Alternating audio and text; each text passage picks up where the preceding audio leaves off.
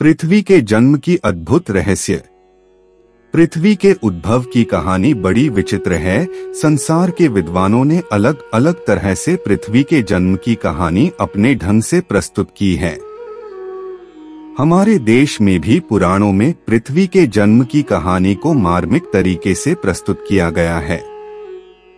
यह बात अलग है कि संसार के विद्वान अभी तक किसी एक निष्कर्ष तक नहीं पहुंच सके हैं। फिर भी संसार के विद्वानों ने जिस निष्कर्ष को सम्मति दी है उसका संक्षेप यही है।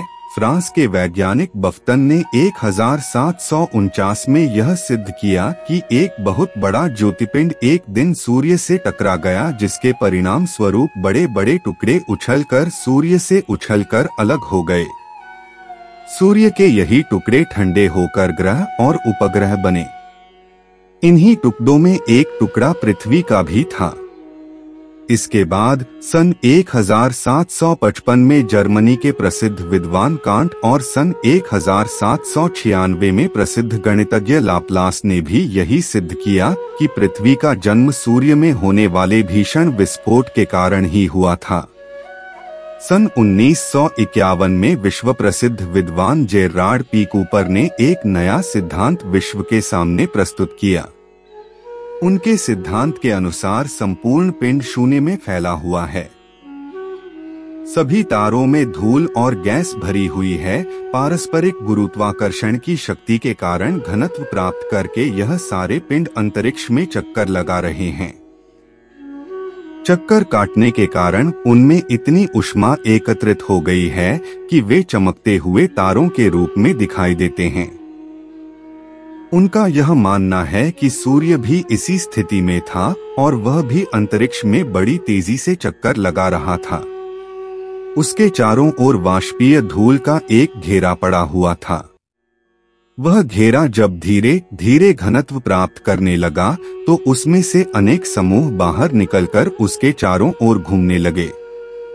ये ही हमारे ग्रह उपग्रह हैं और इन्हीं में से एक हमारी पृथ्वी है, जो सूर्य से अलग होकर ठंडी हो गई और उसका यह स्वरूप आज दिखाई दे रहा है। सूर्य से अलग होने पर पहले हमारी पृथ्वी जलते हुए वाष्पपुंज के रूप में अलग थलग पड़ गई थी। धीरे धीरे करोड़ों वर्ष बीत जाने पर उसका धरातल ठंडा हुआ और इसकी ऊपरी सतह पर कड़ी सी पपड़ी जम गई। पृथ्वी का भीतरी भाग जैसे जैसे ठंडा होकर सिकुड़ता गया, वैसे वैसे उसके ऊपरी सतह में भी सिकुड़ने आने लगी। उन्हीं सिकुड़नों को हम आज पहाड़ों घाटियों के रूप में देखते हैं। पृथ्वी धीरे धीरे ठंडी हो रही थी और उससे भाप के बादल उसके वायुमंडल को आच्छादित कर रहे थे। उन बादलों के कारण सूर्य की किरणें पृथ्वी पर नहीं पहुंच पा रही थीं।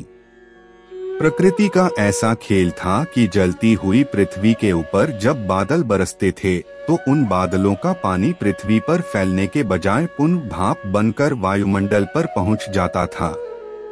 क्योंकि उस समय पृथ्वी का धरातल जल रहा था, अंधकारपूर्ण था, इसलिए पृथ्वी पर ज्वालामुखियों और भूकंपों का निरंतर प्रभाव जारी था।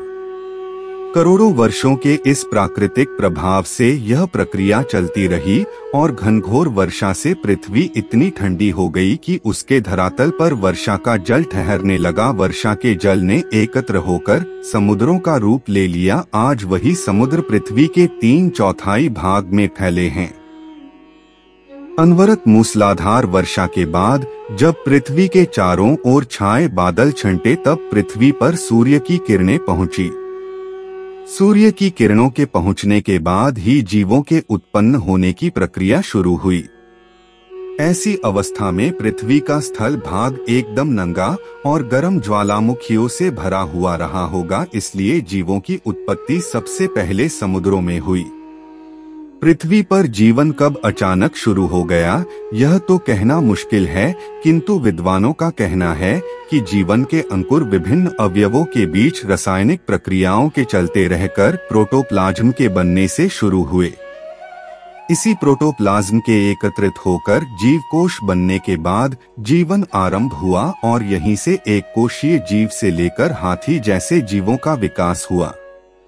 प्रारंभिक अवस्था में जीव एक कोशीय अवस्था में था। ये जीव 2 कोशिकाओं में विभाजित हो जाते थे और प्रत्येक भाग स्वतंत्र जीव बन जाता था। इन जीव कोशों के भीतर और बाहर सूक्ष्म परमाणु अपना प्रभाव दिखाते रहते थे। इन्हीं पर कालांतर में सेलुलोज का आवरण चढ़ता रहा, जिससे क्लोरोफिल नामक हरा पदार्थ पैदा हुआ। इस हरे पदार्थ का एक विशेष गुण यह था कि यह जिस कोश के भीतर रहता उसके लिए सूर्य का प्रकाश लेकर कार्बन डाइऑक्साइड को ऑक्सीजन और पानी में बदल देता था और यह जीवन के लिए आवश्यक तत्व बन गया।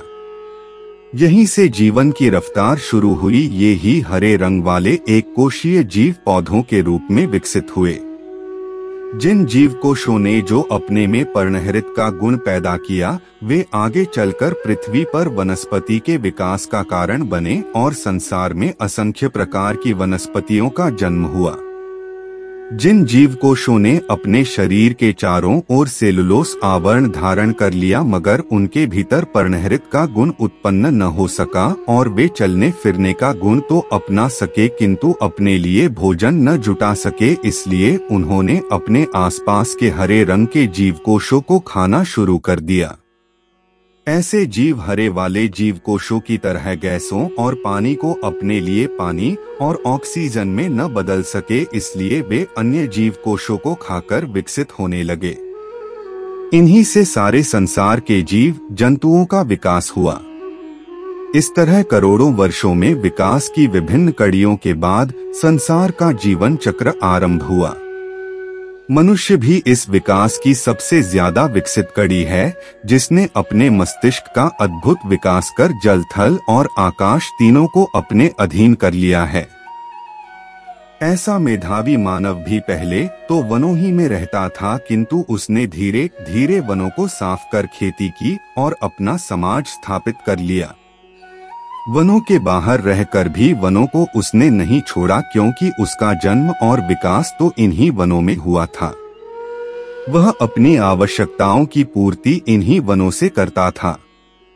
जैसे जैसे मानव की जनसंख्या बढ़ी, उसकी भौतिक सुखों की लालसा भी बढ़ी और उसने वनों में रहने वाले प्राणियों को नष्ट करना, खदेड़ना आरंभ किया और उसने एक सुरक्षित कृत्रिम अपने बनाए अप्राकृतिक वातावरण में घर बनाकर रहना शुरू किया। उपयोगी जानवरों को मांस और दूध के लिए पालना शुरू किया।